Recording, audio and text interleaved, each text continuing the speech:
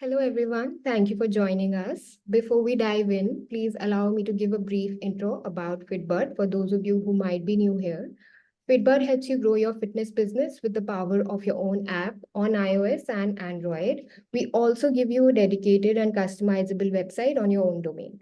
Beyond usual day to day operations, our platform is the only tool you'd ever need to seamlessly run your fitness business and build a robust brand. We also offer a 30-day free trial. You can schedule your free demo with our expert from the link shared in the chat. Moving on, I'm thrilled to introduce our host, the amazing Sarah Safari. She's a fitness entrepreneur, business coach, and a visionary with an impressive history of guiding coaches on their best in health and fitness business. Without further delay, let's welcome Sarah to the virtual stage and start our webinar. Thanks for the welcome, Aishwarya. What's going on, everybody? For anyone who has not seen me present before, I do like to just kind of ask you guys some questions before we get started so I can make sure that I'm catering it specifically to who's on the webinar right now. So just so I can get an idea, and you guys can just post it inside of the chat. Who here currently, if you currently are coaching clients purely online, give me a 1 in the chat. If you are coaching clients hybrid, so online and offline, so a little bit of in person, a little bit of online, give me a 2. All right, let's see. Okay, we got a couple of 1s. The majority of you guys are on hybrid, with the exception of a few. So bodybuilding coach, awesome. All right, so with that, last question before we start for now, is what if you want to go pure from hybrid to pure online, give me a 1. So if you currently want to go from hybrid to pure online, just put a 1 in the chat. If not, don't put anything. If you like hybrid, you like teaching a little bit of in person, a little bit of online. Okay, we got a couple of you who want to, okay, all right. Okay, so we got a combination of both. It looks like the majority of you are looking to transition from hybrid to online, not have any kind of physical location, and a few of you also like doing both. So I'll try to kind of dive into both of those things. And I'm just going to put this away. I'll come and check throughout. If there's any questions on slides throughout this, just put it in the chat box. I'm going to take a look at that throughout. And then I'll dive in there too to ask you guys some questions. So today, the biggest thing is going to be lead generation. So a while back, Aishwarya and I put into your guys' Facebook group, maybe you guys voted, maybe you didn't, the people on the webinar on like, what is the biggest thing that you guys need right now in order to be able to grow your wellness business, your fitness business? And one of the biggest ones was just being able to consistently generate high quality leads into your business. So we're going to dive into that today. I'm going to try to go into like exact strategies that you guys can implement right after this webinar if you actually take action on those things. And before we do that, you'll see I'm going to just briefly dive into the offer, because if the offer isn't right, you're never going to be able to sell the leads that come in. So I'm going to have a brief overview of that just to give those who have not seen any kind of content on that an idea of how those two collaborate together. Because if you got a ton of leads and your offer sucks, you're not going to convert. If you got a ton of leads and your offer is good and you're still terrible at sales, you're going to convert less. So some of these things have to work really well together. And I want to go into like a baseline of that before we dive in. So let's get started. Okay, so first thing is there's no such thing as lead generation without a juicy offer, right? So if your offer sucks, you're not going to be able to generate leads because you're going to sound like everybody else who is offering the exact same thing. Or you'll generate leads, but it will be 10 times harder than if you're able to generate an offer that's very good, very juicy, right? Very different and polarizing. So I want to briefly dive into that. So this is a formula made by Alex Hormozi, which I'm sure many of you guys know about, and I'm just going to briefly go over it and break it down in the most simple way possible. There are some like nuances to this, but we probably won't have time to dive in, but it'll give you a good idea of what a good offer is, okay? So first thing is dream outcome times the perceived likelihood of achievement, okay? And I'll dive into what each and every one of these means. Divided by time delay times effort and sacrifice. So what does each and every single one of these means? And what is this equation? How can you utilize it? So the dream outcome, which is the first thing over here, I don't know why I'm pointing at the screen, you guys can't see my point, but the dream outcome is what you will get. So what is the client going to get from signing up with you? Okay. The second thing you'll see is perceived likelihood of achievement, right? So how likely is it that they're going to succeed? Not how likely is it, but how likely do they believe it is that they're going to succeed? Okay. This next one on the bottom side of the equation, you'll see time delay, right? So time delay is how long is it going to take them to achieve that? Is it going to be 90 days? Is it going to be a week? Is it going to be overnight? What does that look like, right? How long is it going to be? In terms of the offer, the less, the better. The less time, the better. That's why you'll see a lot of marketing slogans that go, how to get X thing in 60 days, whatever it might be, right?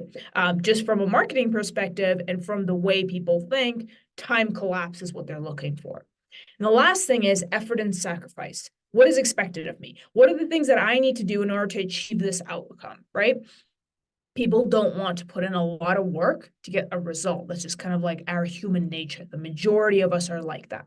So it's just understanding this and then moving forward with that premise. And I'm going to give you guys a few examples to go into this. All right, so example one, liposuction versus exercise. And bear with me on this as I go into the explanation because I'm very sure, I know that most of you guys don't do this, but it's a way to get a good idea of how can you take your offer and bring it into this equation without offering something gimmicky or something that's going to be out of practice of what you like to do. Okay. So first one's liposuction. So dream outcome is losing fat. So, okay. So perceived likelihood of achievement is, it's very high that if you do liposuction, you're going to lose fat, right? You know that it's going to work. It's had hundreds of thousands of millions of people who have done liposuction. So we know the perceived likelihood of achievement is incredibly high. Time delay is very little, right? So it's maybe a week for recovery. They're going to wake up and they're going to be like, shit, I'm skinnier. That's how liposuction works, right? Effort and sacrifice, nothing, right? So anesthesia followed by waking up skinnier. So let's compare that to exercise. So the dream outcome is the same, to lose fat. The perceived likelihood of achievement here, it depends on authority, but overall it's probable. When I say it depends on authority is, let's say I just made this up in my head on the spot, but let's say you're going on The Biggest Loser and you've seen Y coach train hundreds of people in losing the same amount of fat of people who are in the same position as you. So if you will have a really high authority in that case that you can actually help people like that person lose fat.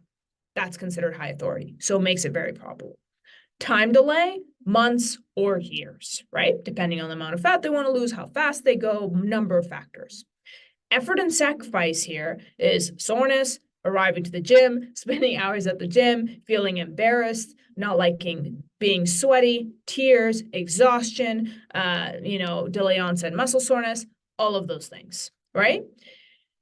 That's why liposuction is a multi-billion-dollar industry, right? Because if we go back on this, the perceived likelihood of achievement is very high. The time delay is pretty much almost zero, and the effort and sacrifice is almost zero. Remember when I went here and I said, if you can get the bottom of the equation as close to zero as possible, the more appealing the offer sounds. That's why it makes a lot of money. Now, again, this doesn't mean you're doomed. We'll go into that part two. But I'm going to give you guys one really quick other example to hit this home, okay?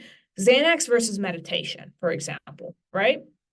So Xanax, almost everyone knows what that is. If you don't, it's a pill, makes you chill, makes you very relaxed, okay? So dream outcome, reduce anxiety, feeling calm. Perceived likelihood of achievement, it's pretty much 100%, right?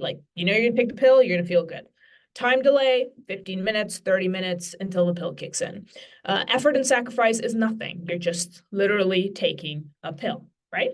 So again, as you can see here, bottom of the equation, time delay and effort and sacrifice is close to zero, okay? Now, let's go to meditation. So meditation, the dream outcome is the same, reduce anxiety, feeling calm, right? Perceived likelihood of achievement is it's probable, it's likely. There's a lot of research studies that indicate that meditation, helps with anxiety, helps with depression, all these different things. Okay, time delay. Well, there's quite a time delay to it, right? It can take weeks, it can take months. You have to be consistent on a daily basis. You have to make sure you're doing it over a period of time. Effort and sacrifice is 15 minutes to an hour a day every single day. I can even go further. It could be like the embarrassment of it not working, feeling like you're zoning out when you're supposed to be meditating, feeling like you failed after you meditated, feeling bad because you didn't meditate on the day you were supposed to meditate. This is all effort and sacrifice that someone has to put in to make this new change, right? And again, so if we go into this is why Xanax is also a multi-billion-dollar industry, right? Because the bottom part of that equation is next to zero. So this is where I just want to clarify something is you're definitely not doomed, but the goal here is to learn how can you take your offer and transform the bottom section to as close to zero as possible and make their life as easy as you possibly can, okay? So how to implement this into your business today. So I said I would dive into some of these things. I'm going to, and then we're going to go from there into lead generation. So the first thing is, actually, before I do, just a quick pause. If this is making sense, can you just type in make sense into the chat? And if you have any questions, let me know. I'll definitely make sure to answer those. So if this is making sense, just let me know. If it isn't, let me know too. And yes, there will definitely be a recording, guys. You guys will all be sent the recording for sure. Okay, awesome, perfect. All right, so let's dive in. So how to implement this into your business? Okay, so one is going to be social proof. So what is social proof going to do, right? If you were to look at this equation, perceived likelihood of achievement goes up. Because if someone sees that it's like the 4-minute mile, if someone sees that this other person did it under you, the authority goes up. So their belief that you're going to do it substantially increases. So that's important, social proof. Okay. Second thing is value. We'll dive into what some of that stuff is, positioning as well as guarantees, right? And this is kind of like risk reversal. This should happen in everything in order to have a really strong offer where you offer some level of risk reversal. For example, if you follow all of my strategies and you still get zero results, I will give you your money back. This is usually where coaches freak out and they say, oh my God, I cannot give them like a money back guarantee because like, what if they don't do the work? And then I did all this work and they don't end up, paying me for it. But that's not how this works, right? Because in order for you to be able to provide the guarantee, you just have to put a clause in there, okay? So as long as you do X, Y, Z, and you list the number of things that they have to do, which is following your protocols, they're going to get the results. And if they don't get the results after following those protocols, then they probably should be getting their money back and you need to work on your offer, right? So a lot of those isn't like, hey, if you don't get the results, you get the money back. It's if you don't get the results and you did everything that I told you to do and you still didn't get the results, then I offer your money back. And just as an FYI, 98% of the time, and I've offered guarantees pretty much throughout the second half of my fitness career. And in doing that, I think I've had maybe one person ever ask for a refund because people initially come in, and this is a different thing, but people initially come in because they want the result, and then they stay for different reasons. They stay for the community, they stay for the people, they stay because they feel cared for, they stay because they feel progress in all sorts of different ways, aside from just losing weight, right? But it takes a little bit of an oomph to get them inside. And once they're inside, then they're really able to start working on those things, okay? So social proof, these are just really examples of social proof. So from photos to the scale to before and afters to videos, right? Like videos are really good too, because to a degree, people have become desensitized to before and afters because there's just so many millions of them out there across every fitness organization. So it doesn't mean that they aren't relevant or that they don't count, but it would be probably a smart thing to do to go across a variety of different kinds of social proof from like, if you have an in-person component, use that, right? Like the majority of you are hybrid right now. Take videos of people working out in person. Ask them questions. We asked like 3 main questions. What was your life like before? What is your life like now? And how has your life changed as a result of? And now it's like, okay, it's not just the weight. How has it changed in terms of your energy? How has it changed in terms of your relationship with your kids? How has it changed in terms of all these different dynamics that influence your life if you actually have a decent, healthy lifestyle, right? So that's really important. Okay, now guarantees. I briefly went over this, but there's 2 main types of guarantees. One is a money back guarantee. The second one is a results guarantee. And the third one is you can provide absolutely both, right? So the results guarantee, I think we briefly talked about that, is something like it's a little bit less strong, but it's still more strong than not having any kind of what we call risk reversal that I just went into with you guys.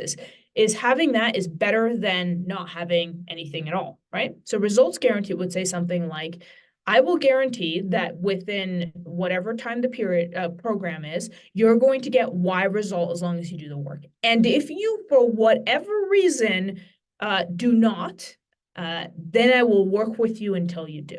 Okay. Some of you may have seen things like this out there before because they work, because they provide an ease. It's like, I probably won't say it's not appropriate, so I'm just going to take that back. But it provides mental ease, essentially, for anyone who might just be on the brink of making that decision to work with you, but they just need some kind of cushion room because maybe they haven't heard of you enough or they don't know of you yet, and you haven't built that brand yet. Building a brand takes a lot of time, takes a lot of effort, and takes a lot of consistency. So if you don't yet have that, these are the things that you can do in the immediate future to be able to convert more clientele seamlessly as those leads come in. Because like I said, if the leads come in and you can't convert them, then who cares, right?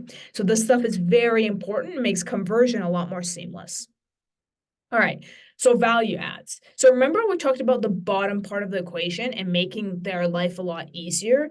This is one of them. Like, how can you make their life easier? How can your program make their life easier? So maybe you have a recipe book with over 5,000 recipes that they can just scroll in, look through, and boom, it's easy. Maybe they have lifetime access to an exercise library of thousands of exercises, which you can use with FitBudd, right? To be able to go ahead and create that. Or maybe they have a lifetime access to your community, which is really important for a lot of people, right? We love community. We love fitting within a culture. We love like that feeling. All of us, if you think about yourself, have you ever been on a soccer team, or if you've ever been in yoga, or if you've ever been in some kind of club at school, whatever it might have been, this is why do we rep sweaters from college? Why do we rep apparel from whatever sports team we're on or that we're a fan of, right? Because it's a sense of community it's a very strong human instinct. So how can you create that within your business? Because it's not just about the fitness result. It's about all of these other things that come together that substantially increase your conversion rates. Okay. So again, I just gave an example of reducing nighttime cravings guide, or maybe like you have a coach on deck that when they go to the grocery store and they need a question to be answered, they have you right there. Oh, should I get this kind or this kind? No, you got to get this kind, right? Just ways to make their life easier so that it's not incredibly hard to bridge the gap from where they are now to where they want to be. Okay.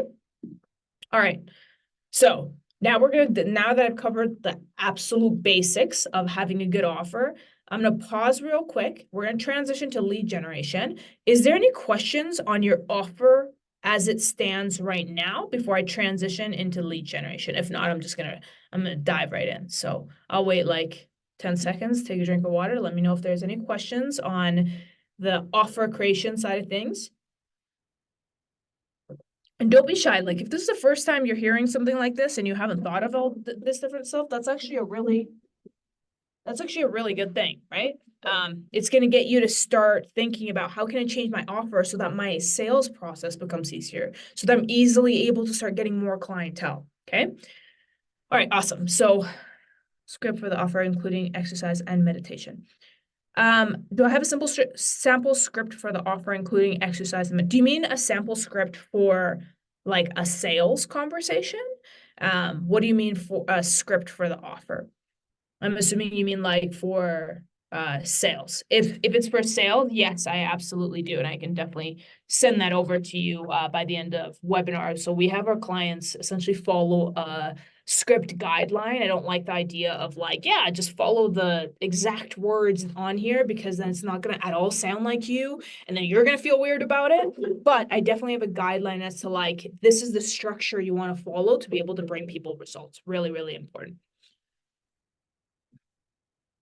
Okay, what should the minimum price be for a high ticket program? So minimum price for a high ticket program that I recommend is $1,500 for a 90-day program. So that would be about $500 a month. And that's including a number of things, right? So I know there's two types of people in this group because I've done these webinars enough. There's the low ticket offers where you have a low ticket offer, you're using the app, maybe you have some kind of support system, and then there's the high ticket offer. I'm on the side of high ticket offer. It's all I've ever done. That's how I built both the 6- and 7-figure business, doing the high ticket offer. I do think there's a place for low ticket offers, but I think it's after you've been able to generate enough revenue to support building a low ticket offer, because a low ticket offer requires a lot of traffic, means a lot of leads, right? And it's almost just as hard to convert low ticket people as it is high ticket people. And low ticket people are very hard to deal with. There's like a quote out there and it's like, $10,000 client, wire sent, thanks, see you tomorrow. And it's something like $50 client. So what am I going to get included with X, Y, and Z? And they have like all these questions. So it's just like the caliber and quality of the type of client that you're going to get is going to be very dependent on that. It's going to be very hard to scale if you can't drive tons and tons and tons of traffic to that so it converts, because $50 in order for you to sell even $1,000, you have to sell it a lot of times, right? So you start with high ticket, then you take that revenue, you take some of that revenue, and you eventually, at the right time, put it into low ticket. But the thing with business is that you can be doing all the right things, but if you're doing the right things at the wrong time, it won't move the needle forward in your business. And the best way to know that is to just follow at least a variety of people who have already done it, so that you can follow the guidelines of not having to learn from years of making your own mistakes, but from other people's. Okay. Script. Okay, awesome. Well, a lot of you guys want the script.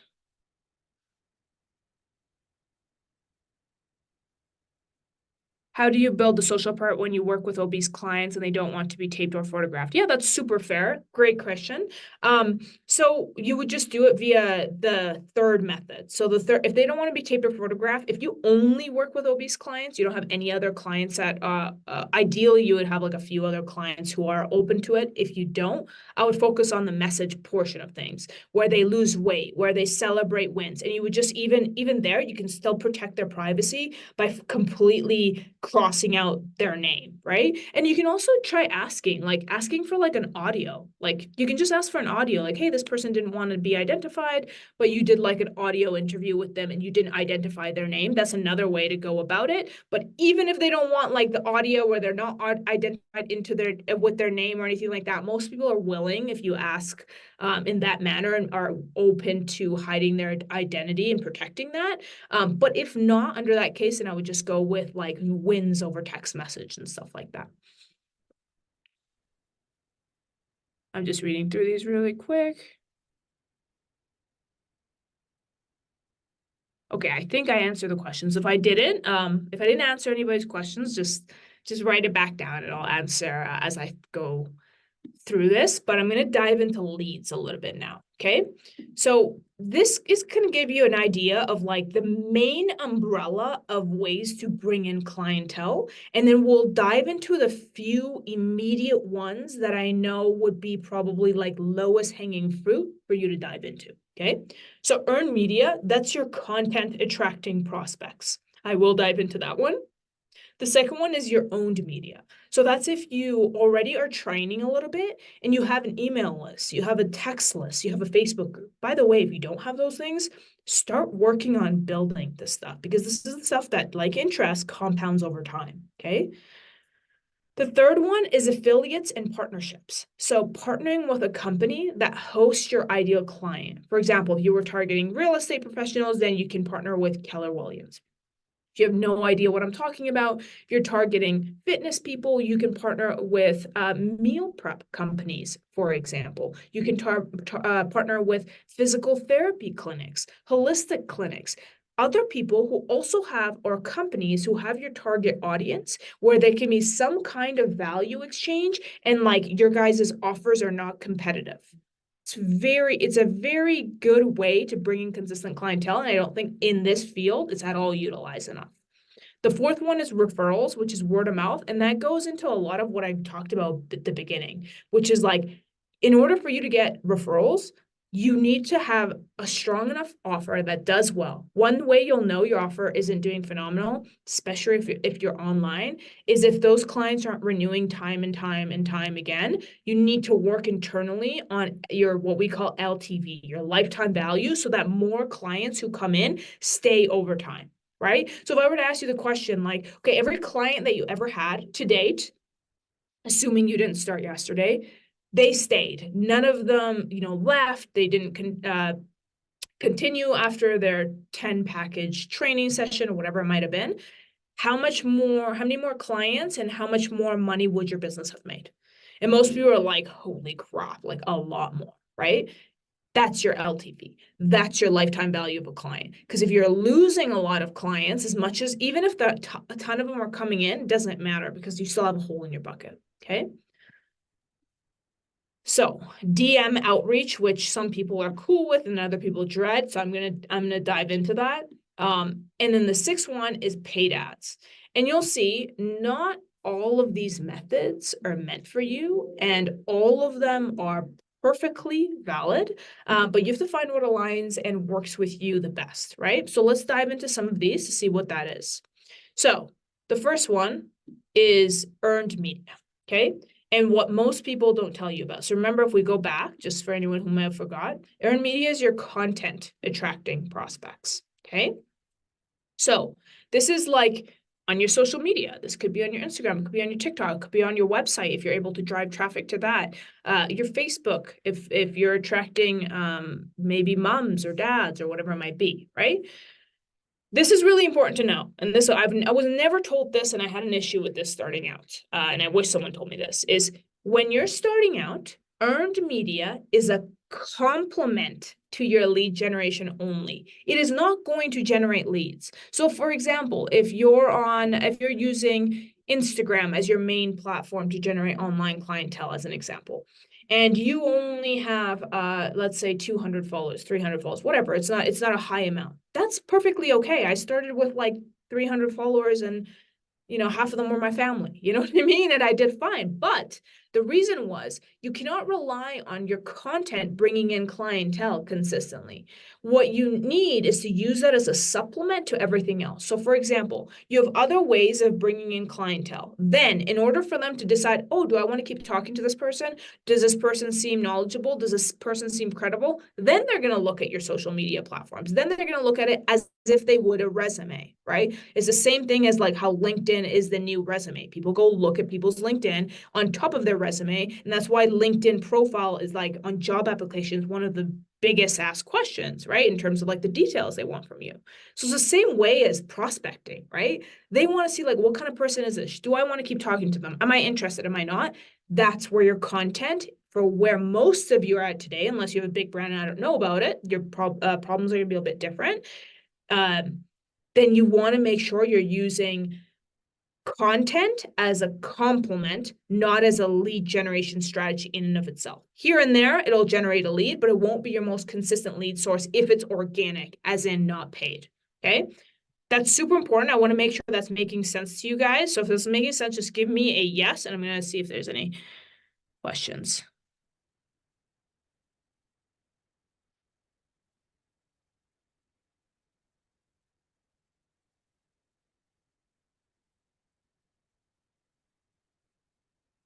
Making sense, making sense. Okay. Awesome, awesome. Okay, perfect. So the second thing, earned media. If you don't know how to be a category of one, your earned media won't matter. So what is a category of one? So all that really means is that you're standing out from the crowd. So if you sound like everyone else, you talk like everyone else, your branding is the same as everyone else, you essentially don't have branding, right? So the goal of your branding is for it to be memorable and for it to stand out.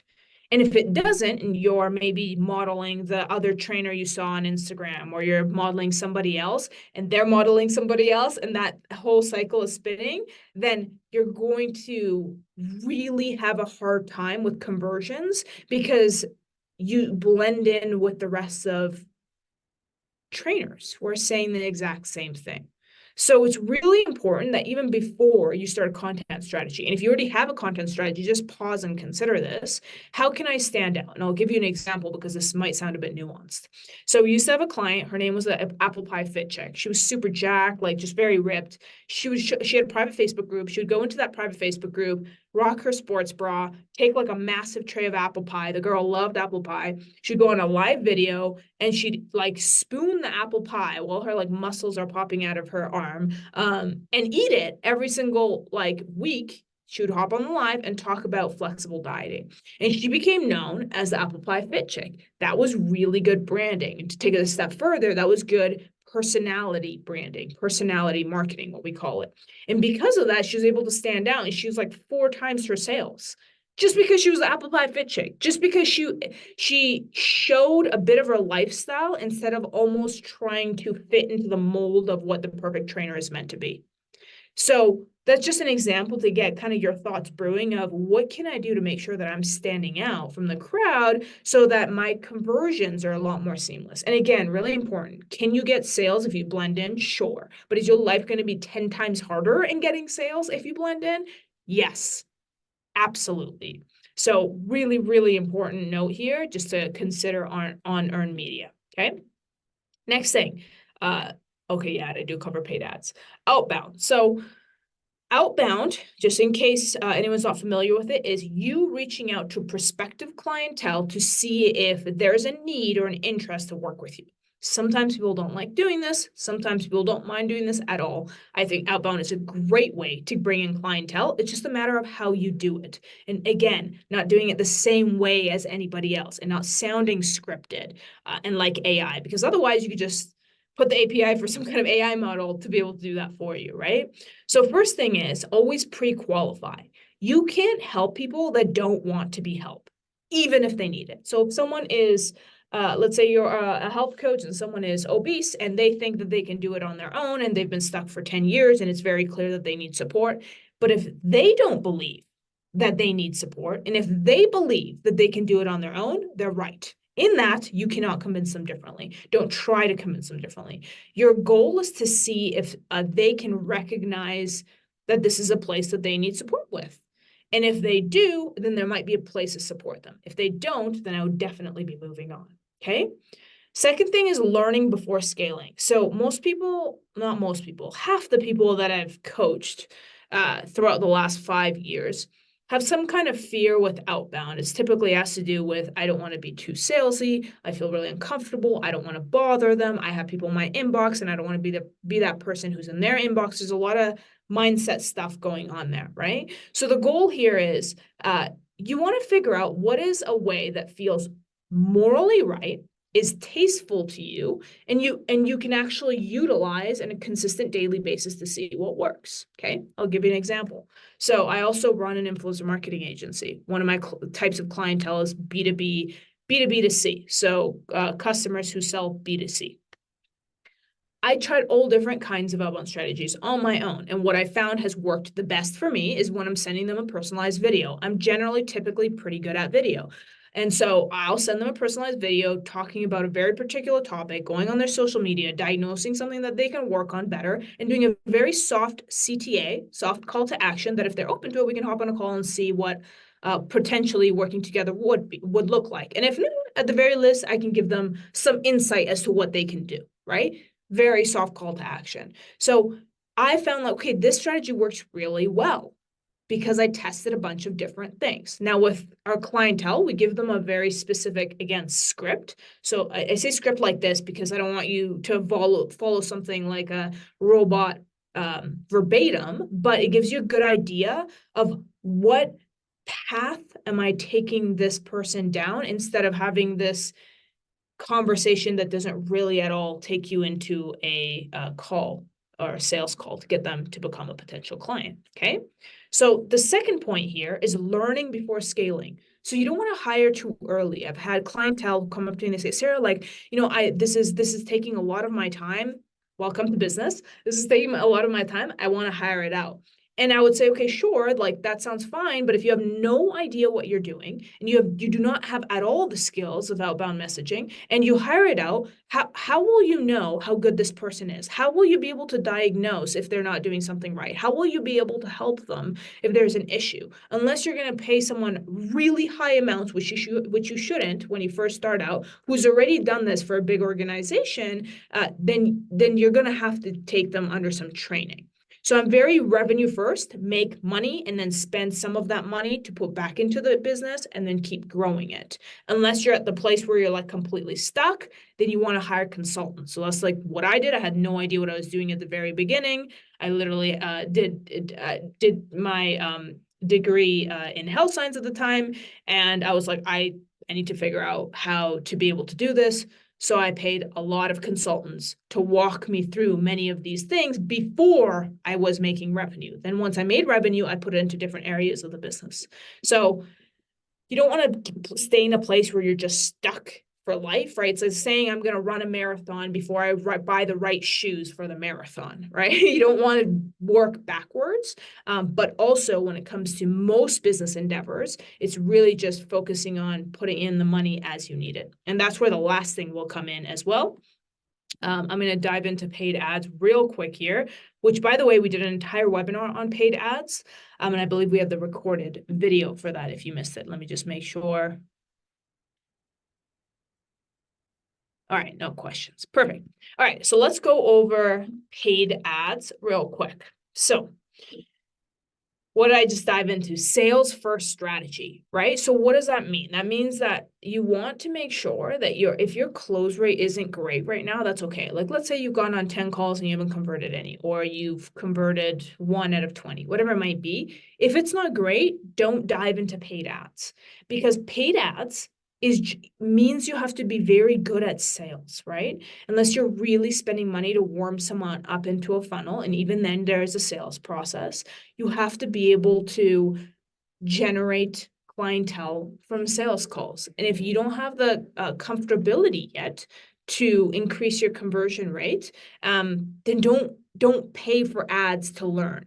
Do it for free first. Generate it for free first through the 6 other ways that we just talked about. And then once you get good, then you can scale with paid ads, right? And that's what I did. I did scale with paid ads. And so I scaled both. I used to have a gym. I scaled my gym running paid ads, and I scaled my online fitness business running paid ads. But first I got really good at sales and objection handling and doing it in a way that felt right for me before I made that transition of now I'm going to bolster this with paid ads, because I used the money that came in, threw it into paid ads, and then continued to scale from there. That's what revenue first means. Okay.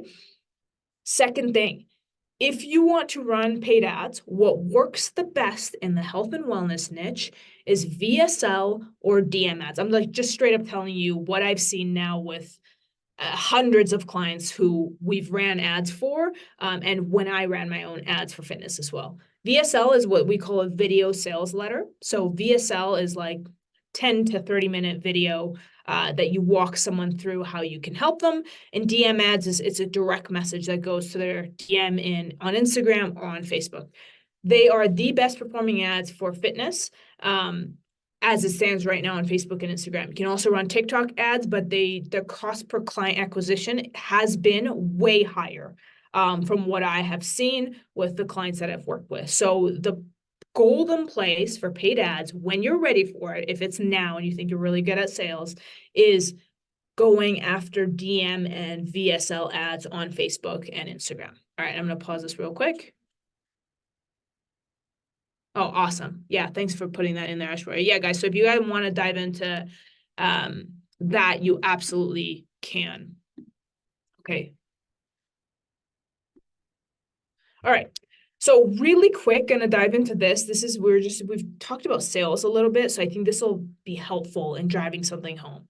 So positioning and tonality changes everything on a sales call. There's different personality types, and I don't know if I don't think everybody is like this, but I think we all have different personalities with different people, or different aspects of our personality comes out with different people, just because that's just how it naturally is. People bring out different energies in you, and that's a beautiful thing. Now, when you're on a sales call with somebody and maybe the energy isn't there, you want to make sure that you understand their energy so that you can vibe with that, so to speak. For example, I'll give you a very concrete example. So if you're what we call a bull personality type, which is like very authoritative, very like concrete in the way that you think, in the way that you speak, the way that you stand out, whatever it might be. And then you're speaking with what we call sheep personality, which is someone who is maybe more agreeable, a little bit lower in tonality, speaks more softly, is encouraged by you telling them words of encouragement, right? You want to make sure that you're understanding and identifying different personality types and changing your tonality as such, right? So here's an example. Okay, so you can see example 1, and it says, my name is Sarah. Sure, that's my name. So if my friend says to me like, Sarah, or they say, Sarah, they say, Sarah. Those 3 things mean completely different things, right? Now, let's hit this home. Example 2. We can all probably agree that that's one sentence I wrote out a bunch of times. Now, let me put an emphasis on one word at a time. So if I say, I didn't say he hit his wife, I didn't say he hit his wife, I didn't say he hit his wife, I didn't say he hit his wife, I didn't say he hit his wife, I didn't say he hit his wife, or I didn't say he hit his wife. Literally, the emphasis on whatever word I put completely changed the meaning of the sentence, right? If you heard that, just give me a yes. So if you heard that, give me a yes. Hopefully I said it right. And so if you did, you would realize that like, oh, wow, like tonality makes a massive difference in both meaning and energetics and the way someone receives whatever you're giving them. So it's a very extreme example to hit home the point of like, if you're having a conversation with someone, you can use this in your daily life too, not just on sales conversations, is that makes a massive difference, right? And so keeping that in mind throughout. I snapped. Awesome. I'm glad this is making sense. Perfect. All right. So let's move on. Okay. Right. This. Right. So I briefly talked about this before, where I said people come in for a reason and then they stay for a different reason. If you guys can recall that. If you can't, I'll re-go over it. So people come for the result, but they stay for the relationship. So the reason the customers buy is completely unrelated to why the customer stays. So they buy because they want the result, but then they stay for the community. They stay because they made friends. They stay because they like the feeling of accomplishment or being acknowledged when they've accomplished something new. They couldn't do a push-up, now they can. They couldn't squat, now they can. They couldn't do X thing, and now they can. And then you're noticing that. That's a really good feeling. That's a dopamine hit, right? We always want, as humans, the next dopamine hit. That's just psychologically how we operate. So I give an example. So I'll say I give a lot of relationship examples, and people make fun of me for it, but I think it helps hit things home because it's relatable for all of us, right? So maybe the reason why we initially approach somebody is because we think they're attractive, right? That's typically the reason why we would approach somebody to date them or sleep with them or whatever it is that you're trying to do, right? And then if we want to date them, then the reasons why we end up staying and wanting to get to know them better is because, okay, they're also really funny and they seem knowledgeable, and maybe they're ambitious and you're ambitious, and they have these goals that match with yours, and they have similar life views, and they're very intriguing, and they're very whatever, right? Whatever things are that for you make them stay. So you initially came in because you were physically attracted to that person, but then you continue to want to get to know that person because of all the features that they had and the characteristics that they were holding. And so So it's the same thing with clientele. They come in originally because they want to lose weight. They want the result. They don't care about anything else but that. And then they stay thereafter because they like all of those other things that come with it. So how can you create a container and an environment where those people can actually achieve those things so that you're not just chasing leads all the time, but once a lead comes in, they're now able to stay for 3, 6, 9 months, 12 months, years. My fitness clients stayed for years with me at a time, right? Of course, I had clients that would also leave, but I had many that stayed for years. And that was not because I was the best trainer in the world. I definitely wasn't, but because I absolutely created a container that made people want to continue to stay. Okay. And many of the things I mentioned are a part of those. All right, so hole in the bucket. All right, so without a consistent and amazing customer experience, you're always going to have a hole in your bucket, even if you have tons of leads. So you're always going to be searching for new leads. You're never going to get referrals, which is a big problem. That's a really easy client acquisition strategy. You're going to constantly have members leave. Lifers are the best clients. I absolutely agree. I still remember my lifers, right? Like they typically become close friends, right? And if you can get more lifers, the better. That's very important. All right. Okay, so that's everything for the most part of like, in terms of like when it comes to generating leads. Now, if you're looking to grow your personal training business, whether it's online or offline or a hybrid of both, I know the majority of you wanted to, even if you're hybrid, go online. And that's where I was fully in person. I wanted to transition online. One thing I didn't mention was like, for me at that time, it was one of the hardest transitions I had done because in-person sales and being able to maintain a business in person was completely different than what I was doing online.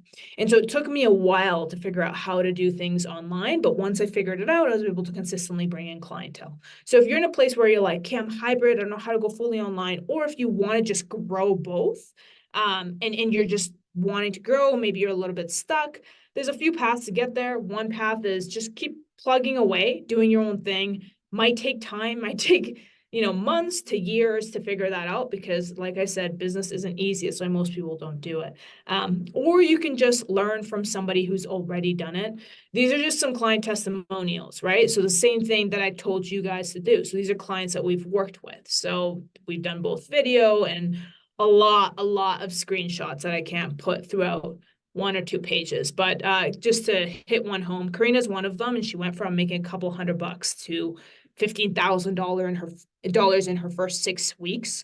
And we have clients who come in and they're starting at a couple $100. They go to $15,000, $20,000 months, or they come in with several $1,000s in their business and they want to scale to several $100,000 years and have a 6-figure business, right? That's typically the goal in fitness, at least the first goal until you get there, is just getting your business to 6 figures. And in order to do that, it's how do I consistently bring in the right leads and how do I convert those leads? And then how do I provide an amazing service once they're inside of my world? And that's exactly what I teach from A to Z if that's something that you're looking for. So there's just an invitation. So if you are in a place where you want to grow the business, you think that you could probably use support in growing the business, the A to Z, how do I bring in leads?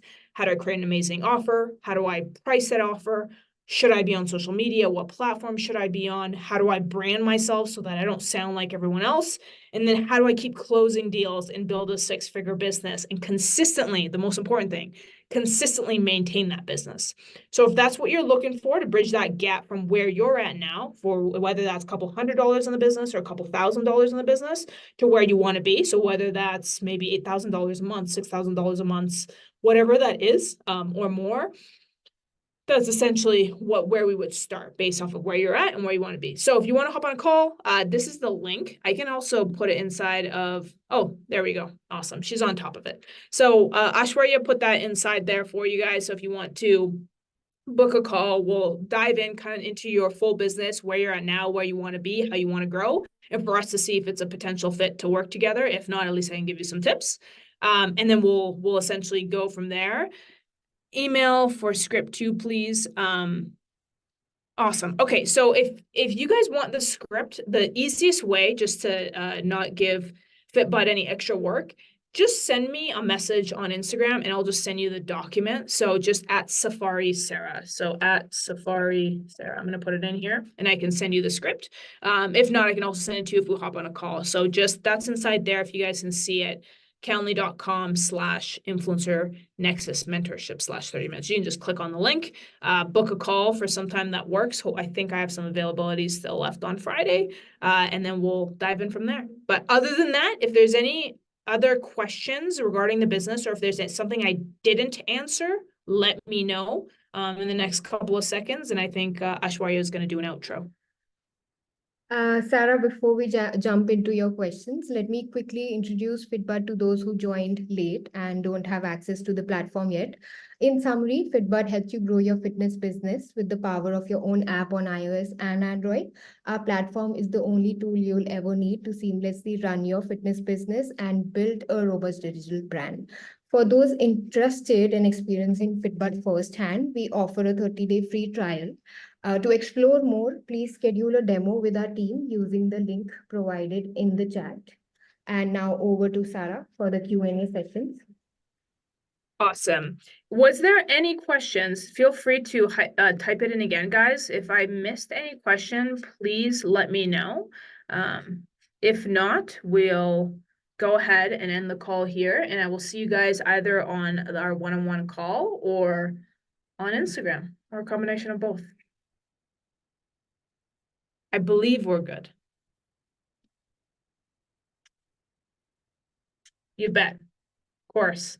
Thanks so much, guys. Thanks for attending. Any other afterthoughts, questions, send FitBudd or myself a message, and we'll talk to you guys next month on the next webinar. Thank you all for joining us today. We'll be back soon with another exciting webinar. Take care and have a great day.